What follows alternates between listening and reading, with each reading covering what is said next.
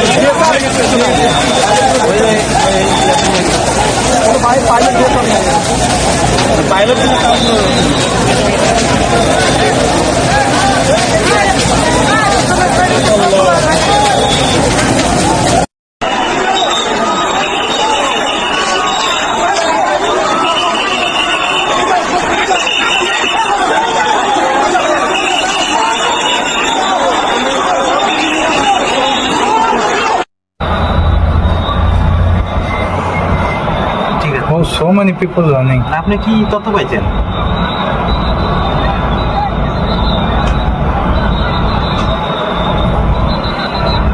No, that one not flight crash. Okay. দর্শক, এই যে ভিডিও আপনারা দেখলেন এটা খুবই দুর্ভাগ্যের একটা ঘটনা বলতে পারেন। বাংলাদেশে ঘটনা ঘটেছে আজকে।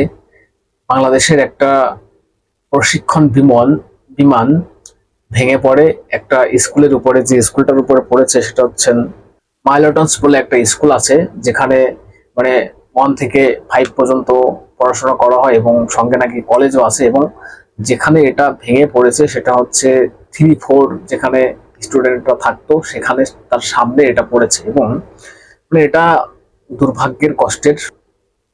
করে বাচ্চারা অনেকে মারা গিয়েছেন। যিনি ক্যাপ্টেন ছিলেন, যিনি পাইলট ছিলেন, তিনি তো মারা গিয়েছেন এবং অনেকগুলো বাচ্চা মারা গিয়েছে। যে ভিডিও আমি দেখেছি, আপনারা হয়তো কিছু কিছু মিডিয়ায় দেখেছেন। আমি আর এগুলো দেখাচ্ছি না আপনাদের, কারণ এটা দেখার মতন না। কারণ আমি দেখতে পাচ্ছি না এমন মর্মান্তিক দৃশ্য। কেউ পড়ে গিয়েছে, কারো বাচ্চা পাচ্ছে না, কিছুই নেই শরীরের। আর এমন একটা ভিডিও দেখেছিলাম, পুরো কি বলবো, কোনো সিনেমার মতন কোনো পরিস্থিতি নেই। ব্যক্তিকে এ হচ্ছে ঘটনা ঘটেছে। তবে এটা দুর্ভাগ্যের। যেটা বলতে চাই দর্শক, এটা হচ্ছে চাইনিজ একটা প্রশিক্ষণ বিমান, চায়না থেকে আনা হয়েছে বিমানটাকে। বলা হয়েছে যান্ত্রিক কোনো ত্রুটির কারণে এরকম ঘটনাটা ঘটেছে। এবং পাইলট যিনি ছিলেন তিনি চেষ্টা করেছিলেন যে এই বিমানটাকে যেন ফাঁকা জায়গায় নিয়ে নামানো যায়। লোকালয়ের ভিতরে পড়লে অনেক ক্ষতি হতো। দর্শক, আমার মনে পড়ছে আহমেদাবাদের ঘটনা।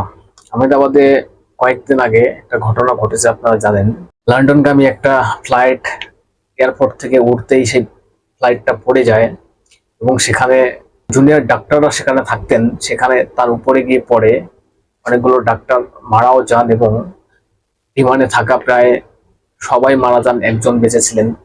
সেই ঘটনা আপনারা দেখেছেন। কিন্তু সেই মর্মান্তিক ঘটনায় ভারতবর্ষের প্রত্যেকটা মানুষ শোকাহত ছিল। এবং সেই ঘটনা দেখার পরে বাংলাদেশের কিছু কিছু মানুষ যারা হাসছিলেন যে ভারতে একটা বিমান পড়েছে, বাহ বেশ খুব ভালো হয়েছে, মুচকি হাসছিলেন, তারা মনে মনে খুশি হয়েছিলেন। কিন্তু তারা খুশি হলো, আমরা কিন্তু খুশি নয়। বাংলাদেশের যে ঘটনা ঘটেছে এতে কিন্তু আমরা খুশি নয়। বাংলাদেশের অনেক কিছু নিয়ে আমরা প্রতিবাদ করি, কথা বলি, যে নেতা মন্ত্রী যারা আছেন তাদের বিরুদ্ধে কথা বলি, তারা যে কাজকর্ম করছেন সেটাকে নিয়ে কথা বলি। কিন্তু এই যে ঘটনা ঘটছে এটাকে নিয়ে বলার কোনো জায়গা নেই। কারণ এই যে যারা বাচ্চারা, শিশুরা মারা গিয়েছে প্রায় 20-25 জন, আরো কত মারা যাবে ঠিক নেই। এরা তো নির্দোষ, এরা তো কোনো দোষ করেনি।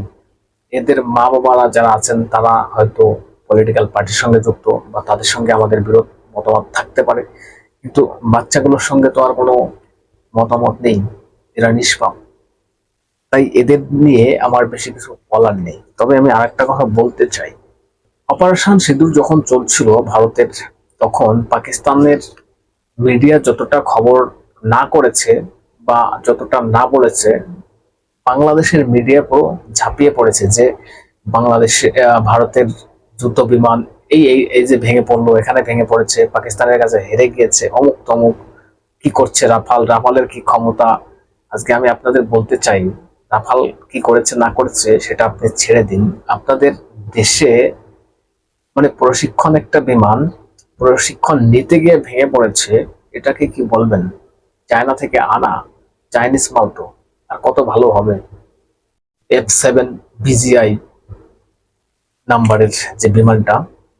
শেষমেশ একটা কথা বলতে চাই, এই যে যে ঘটনা ঘটেছে, বাংলাদেশ সরকারের দায় নিতে হবে এবং বাংলাদেশ বিমান কর্তৃপক্ষ যারা আছে তাদের এই দায় নিতে হবে। কারণ তারা তো জানে যে এই বিমানটা কি প্রবলেম হতে পারে, বা এত পুরনো বিমান কেন উড়ানো হচ্ছিল আকাশে, কেন ওই মানে একটা এরিয়া তো থাকে, ট্রেনিং এরিয়া থাকে না, সেই ট্রেনিং এরিয়া থেকে কেন এই বিমানটা মানে লোকালয়ের ভিতরে গিয়েছে, কেন গিয়েছিল, এসব প্রশ্নের উত্তর তো দেওয়া লাগবে বাংলাদেশকে।